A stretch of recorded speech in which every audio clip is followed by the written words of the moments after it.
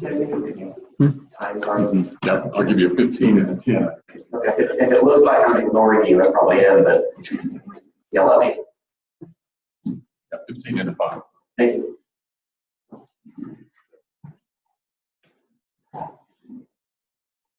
Good morning.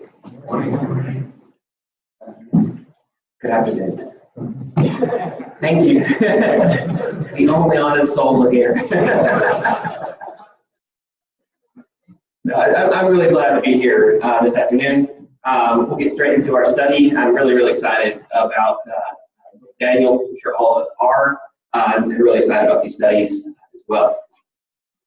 From the reign of Tiglath-Pileser III in 745 BC till the death of, I really practice all these names before I came.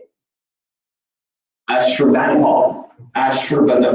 You know, I'm going to give classes. If anyone needs to know how to pronounce these names, I'll give classes afterwards. I'll just say it's from 745 BC to 627 BC. The Assyrian Empire enjoyed strong leadership and unmatched army. At the height of his power, its dominion stretched from Egypt to Iran. However, with the death of Ashurbanipal, the last strong king, the Assyrian Empire began to crumble of internal rivalries and civil war. Taking advantage of these distractions, in 625 BC, the city of Babylon rebelled and king of Babylon. And in 616, they joined hands with the Medes to attack their common enemy, Assyria. And in 612 BC, the unthinkable happened. Nineveh fell. The Assyrian king evidently was killed in this battle, and the general of the Assyrian army took his place and rallied troops to David. Alarmed by this new Babylonian Mede power, Egypt came to the aid of Assyria, but the Egyptian-Assyrian army lost the battle at Haran in 609 BC, and then the battle of Carchemish in 605 BC. With these decisive battles, Babylon took the lands of Egypt and lands of Assyria, and in less than 25 years, the nation that had ruled the world was now all but history. It was Nebuchadnezzar, the son of Nabopolassar, who led the Babylonian army in victory over the Egyptian-Assyrian army. With this success, the Babylonians gained control of new territories in Syria and Judea. After the Battle of Carchemish, Nabopolassar died, and Nebuchadnezzar had to rush back to Babylon to secure the throne against possible challengers. It's possible that in 605 BC was the time when Nebuchadnezzar, king of Babylon, came to Jerusalem and besieged it, as it says in Daniel chapter 1 and verse 1, taking Daniel and his friends and many holy vessels back to the temple of his God as trophies for his God and for his throne. In 2 Kings chapter 24 and verse 1, this may refer to the same event, that in the days of Nebuchadnezzar, king of Babylon, came up, and Jehoiakim became servants for 3 years, and then turned and rebelled against him. It's later in 597 BC that it says that at the time the servants of Nebuchadnezzar, the king of Babylon, went up to Jerusalem, and the city came under siege. Nebuchadnezzar led Jehoiakim away into exile into Babylon. And then later in 586 BC, when Nebuchadnezzar had finally had it with the rebellious Jerusalem, that he comes and it says in chapter 25, verse 1 through 21, it talks about the final exile of Jerusalem. Now on the 7th day of the 5th month, which was the 19th year of King Nebuchadnezzar, king of Babylon, Nebuzaradan, the captain of the guard, a servant of the king of Babylon, came to Jerusalem. It's really easy for us to sympathize with the small nations. Oh, these are just, I almost feel obligated to put up a chart like this with all these very important dates. 722 BC, we have Samaria is destroyed with Assyria, the Assyrian Empire. But then you have 605, 597, 586. All of these are different groups that are taken away from Jerusalem. Daniel can be associated with the first group, Ezekiel can be associated with the second group, and Jeremiah can be associated with Jerusalem during all that time. So all three of these prophets work, are contemporary to one another, but they all work from different perspectives. It's easy for us to sympathize with the, get that off. Can't get that off. There we go. Oh, there we go. It's easy for us to sympathize with the small nations that were controlled by Assyria, and then were controlled by Egypt, and then were controlled by Babylon, and then afterwards by another country, constantly being overrun by these colossal powers, especially because of Israel's unique location between desert and sea. It was the only land bridge for armies traveling to and from Asia and Africa. It also formed a strategic buffer to protect any empire's interests. The result was that God's people in Palestine were constant victims to superior powers, pawns of the current king of the hill. While never a major player, the Israelites were always in the middle, and there was no rest for this people. But what makes this tragic is that for the children of Abraham, Canaan was to be a land of rest. While historians will describe the reasons behind the Jewish servitude and the eventual Babylonian captivity in terms of the demise of one power and the rise of Nebuchadnezzar, the real reason was not about the military. It was not about the economy, but rather the problem was a spiritual problem. While Nebuchadnezzar had great military strength, in Daniel chapter 1 and verse 2, it says that the Lord gave Jehoiakim, king of Judah, into his hand. Israelites had turned against their God, Yahweh, and God had allowed this faithless people to be removed from the land. In Leviticus, and God had warned his people at Sinai, if you do not obey me, I will scatter you among the nations, and I will draw out a sword after you as the land becomes desolate and your cities become waste. Just before Daniel's time, Jeremiah declared that because of Judah's sin, the whole land will become a desolation and a horror, and these nations will serve the king of Babylon for 70 years. In 2 Kings 24, verses 1 through 5, the author remembers the captivity as a result of Judah's sin, and that God was going to remove them from his sight. Captivity would teach the Israelites about God's power and about the meaning of loyalty, which brings us to the message of the book of Daniel. We'll talk a little bit about the structure of the book of Daniel.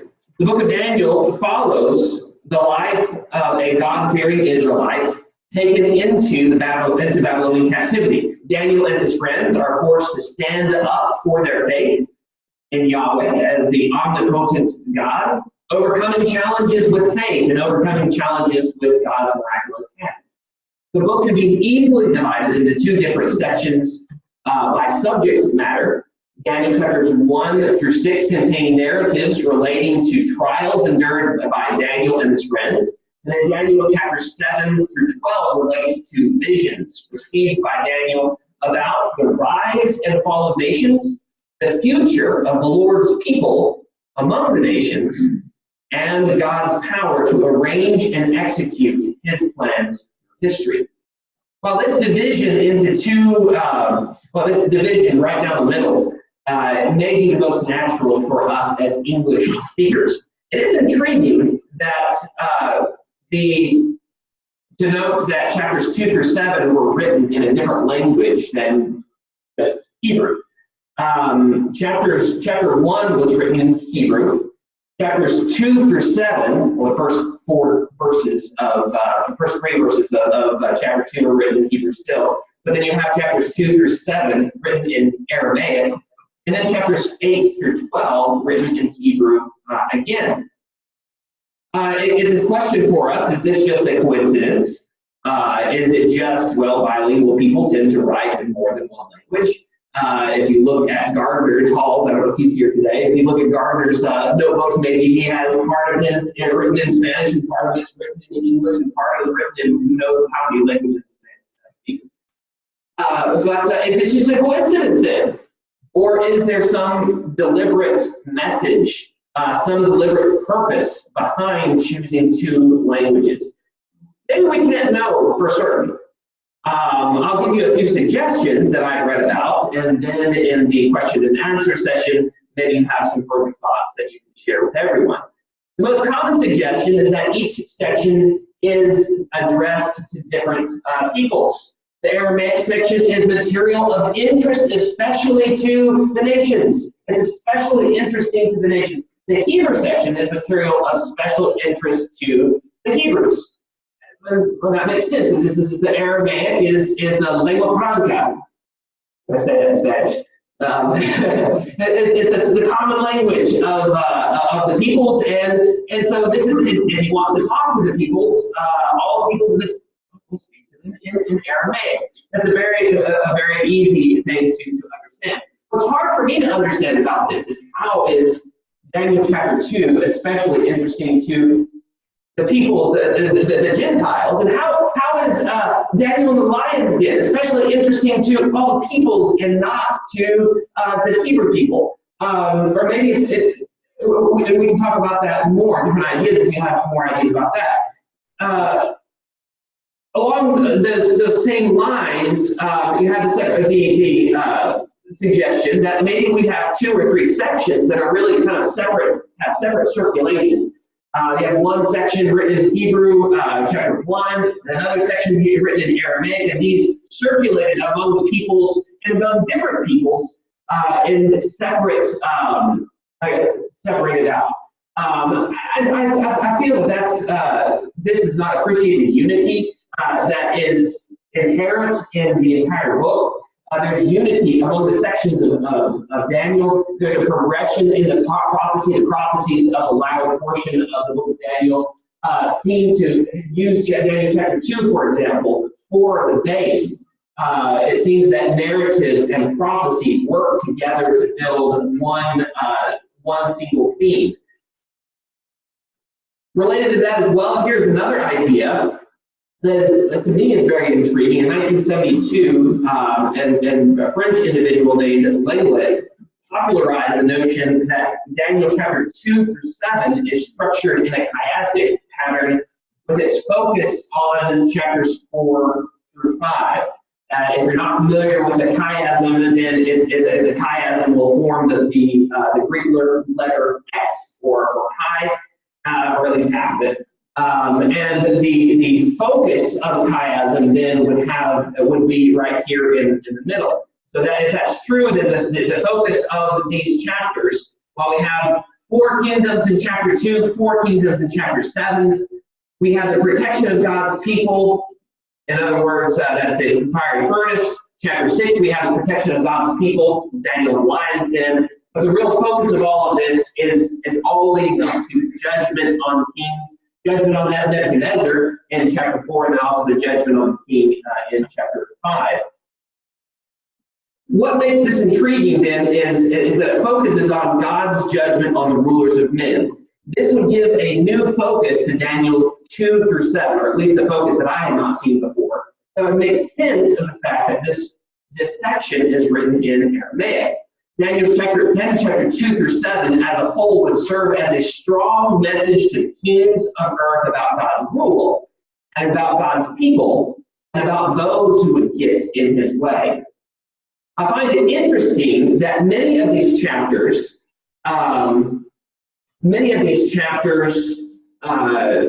end with a note about a king proclaiming something about God. And let's just read these verses together. I want to touch the Bible in this presentation. Daniel chapter 2 in verse 28, after receiving a vision and having his dream related and then finally interpreted, Nebuchadnezzar turns around and it says in chapter 2 in verse 28, chapter 2 and verse 47. It says, the king answered Daniel and said, surely your God is a God of gods and a Lord of lords and a revealer of mysteries, since you have been able to reveal this mystery. Nebuchadnezzar, we have to appreciate this. Nebuchadnezzar, the great pagan, but the greatest king on earth, is doing what? He is, in a sense, bowing the knee to God, the God of Israel. Chapter 3, verses 28 through 29. Well, it says, Nebuchadnezzar responded, "Blessed be the God of Shadrach, Meshach, and Abednego, who has sent his angel and delivered his servants, who put their trust in him, violating the king's command, and yielded up their bodies so as not to serve and worship any god except their own God." Doesn't sound like he'd be happy about this, but now he's declaring that this is a good thing. "Therefore, I will make a decree." He's calling out, make a decree that any people, nation, or tongue that speaks anything offensive against God of Shadrach, Meshach, and Abednego shall be torn limb from limb, and their houses reduced to a rubbish heap, inasmuch as there is no other God who is able to deliver in this way. Then we come to chapter 4, which is very famous for Nebuchadnezzar calling, beginning and ending this chapter with a praise of God for who he is. Nebuchadnezzar, king of all the nations and peoples, and men of every language that live in all the earth, may your peace abound. It seems good to me to declare the signs and wonders which the Most High God has done for me. How great are his signs, how mighty are his wonders. His kingdom is an everlasting kingdom, and his dominion is from generation to generation. In chapter 5, at Belshazzar's feast, while we don't have a declaration like in the other chapters, we do have at least that we have one of the children of God. We have Daniel being promoted. He gave orders. He declared this. And they clothed Daniel with purple and put a necklace of gold around his neck and issued a proclamation concerning him that he now had authority as the third ruler of the kingdom. In chapter 6, with Darius makes a proclamation that is very similar to the other ones. Chapter 6 and verse 25. Darius the king wrote to all the peoples, nations, and men of every language who were living in all the land, "May your peace abound. I make a decree that all the dominion of my kingdom are to fear and tremble before the God of Daniel. For he is the living God and enduring forever, and his kingdom is one which will not be destroyed, and his dominion will be forever. He delivers and rescues and performs signs in heaven and on earth, who has also delivered Daniel from the power of the lions."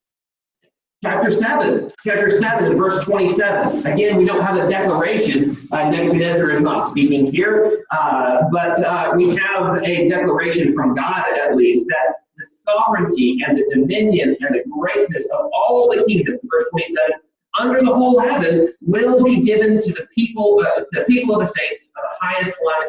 His kingdom will be an everlasting kingdom, and all dominion will serve and obey him.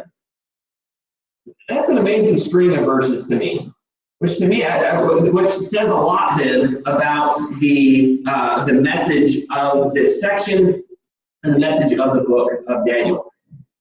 Is there some sort of chiasm in chapters 2 through 7? I don't know.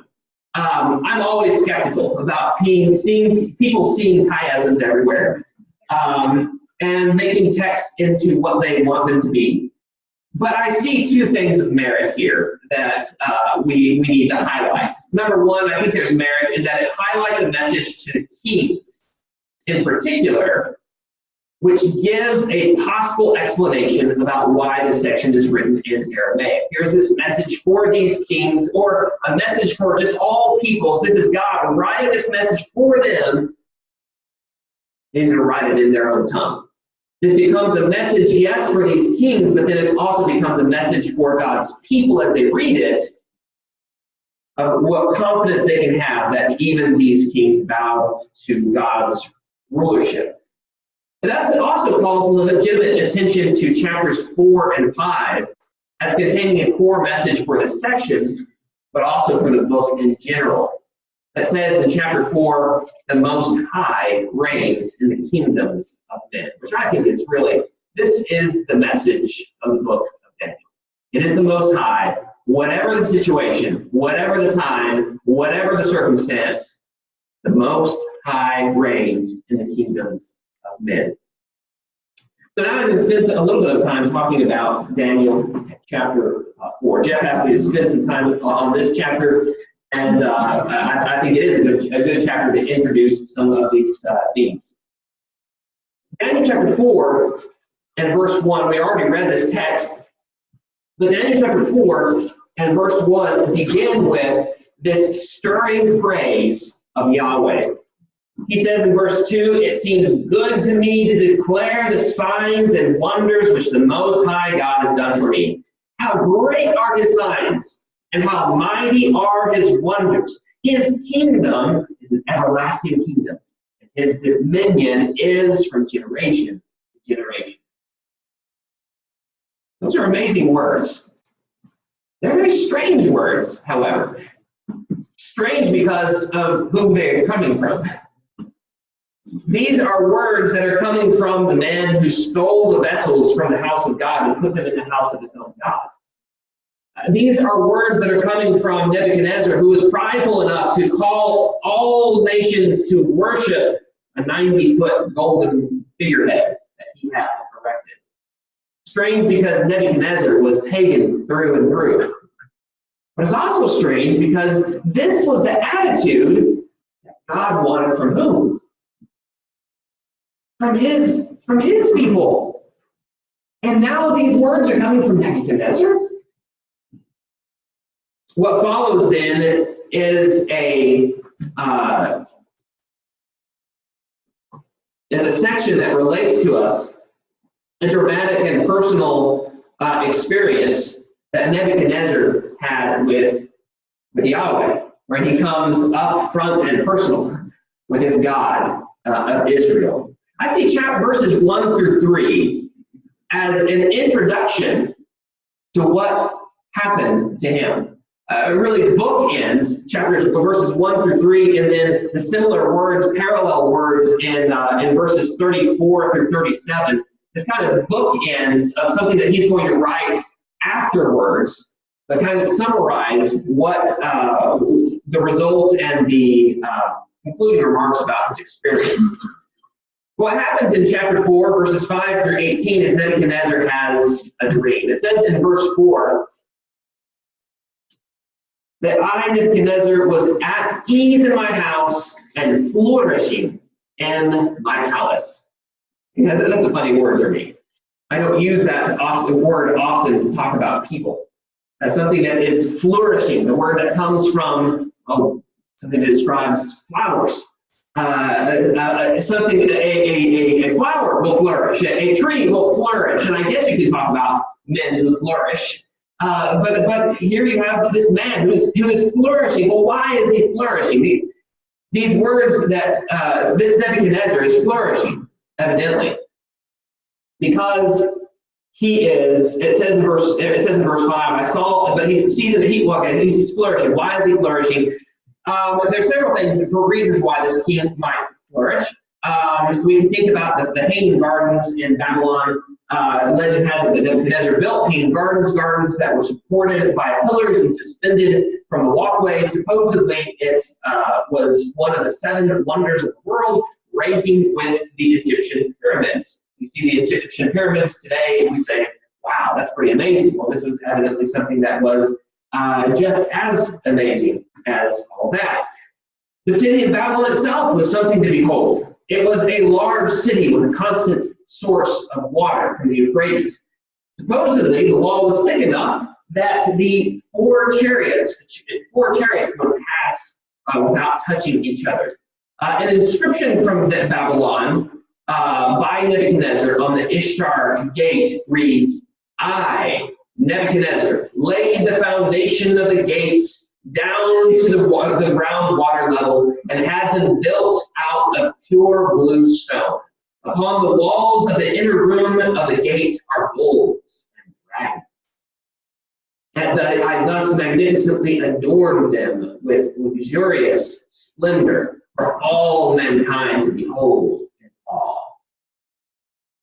What is Nebuchadnezzar doing? He's flourishing again.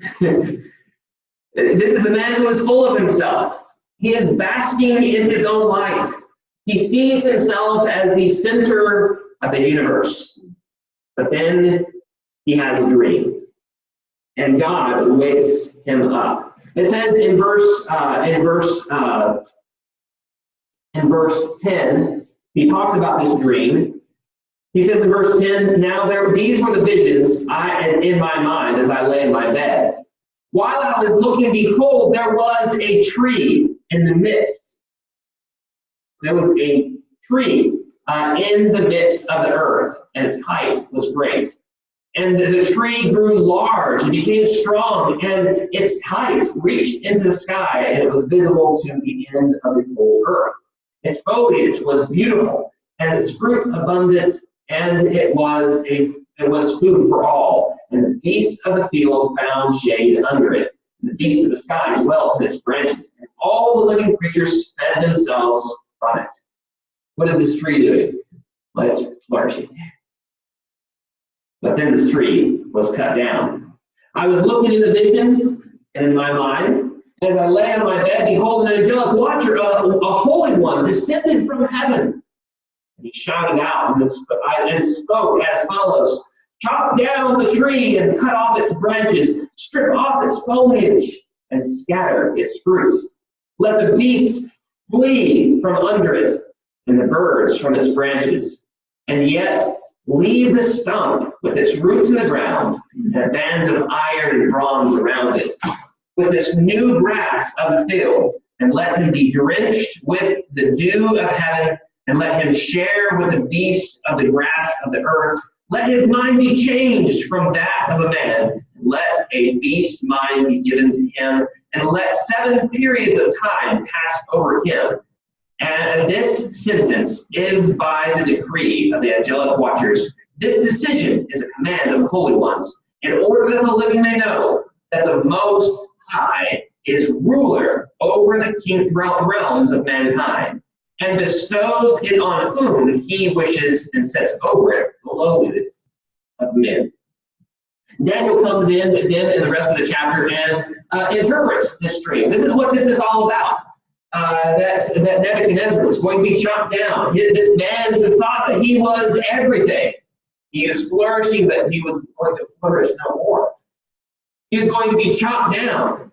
He was going to have to live for 7 periods of time, then away from civilization. I don't know if that's 7 years, 7 months. I don't know how to interpret that. This stump was going to be left with a band of iron, evidently symbolizing this idea that he's going to keep it for Nebuchadnezzar until there is true repentance. And then Nebuchadnezzar was going to have to live like an animal, basically, away from civilization. I wish I could have seen what this was like. I have all sorts of images in my mind. This is the only one that I could find that's close. I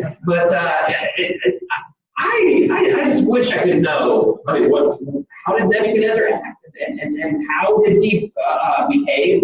I want to know what his wife felt about this, and what happened to the kingdom while he was away. There's a lot of questions that we have, and there's probably a lot of questions that he had when this started to happen. What's going to happen? How am I, this most important person? Look what's happening to me. And who knows exactly how it went out, but he was humbled by God. In this moment, instead of eating out of golden bowls or with golden utensils, now he is eating from the brass. All this happened to Nebuchadnezzar, verse 28. 12 months later, he was walking on the where all this was going to happen. It says in verse 28, interestingly, all this happened to Nebuchadnezzar the king. 12 months later, he was walking on the roof of the royal palace of Babylon. So he receives the vision, gets the interpretation, and this doesn't happen until 12 months later. I get the idea, I don't know if this is true or not, but I get the idea that maybe he had some sort of, like, he's listened to Daniel before, and Daniel's visions have come true, and so maybe there was some sort of repentance, and then he got into his flourishing mode again in verse 30. The king reflected and said, "Is this not God above the great? And I myself have built as a royal residence by the might of my power and for the glory of my majesty. And while the word was on the king's mouth, I remember in the New Testament, thou fool. The voice came from heaven saying, King Nebuchadnezzar, to you it has been declared, sovereignty has been removed. And you will be driven away from the mankind, and your dwelling place will be with the beasts of the field, and you will be given grass to eat like the cattle, and 7 periods of time will pass over you until you recognize the Most High is ruler over the realms of mankind, and bestows on it whomever he wishes. And immediately, everything that was described by Daniel took place. Until, verse 34, Nebuchadnezzar came to his senses. At the end of that period, I, Nebuchadnezzar, raised my eyes toward heaven and said, and my reason returned to me. I blessed the Most High, and praised and honored him who lives forever. For his dominion is an everlasting dominion. His kingdom endures from generation to generation. All the inhabitants of the earth are accounted as nothing, but he who does according to his will in the hosts of heaven among the inhabitants of earth, and no one can ward off his hand or say to him, what have you done? What amazing words from this King Nebuchadnezzar. Stephen, if you want material for a song, there might be something here. Verse 36, and at that time my reason returned to me, and my majesty and splendor were restored to me for the glory of my kingdom, and my counselors and my nobles began seeking me out. So I reestablished my sovereignty, and my surpassing greatness was added to me. And now I, Nebuchadnezzar, praise and exalt and honor the King of Kings. For all his works are true, his ways just, that he is able to humble those who walk in pride. A few lessons for us. Out of this chapter particularly, I find it amazing that in this chapter that God controls things, the big things in life.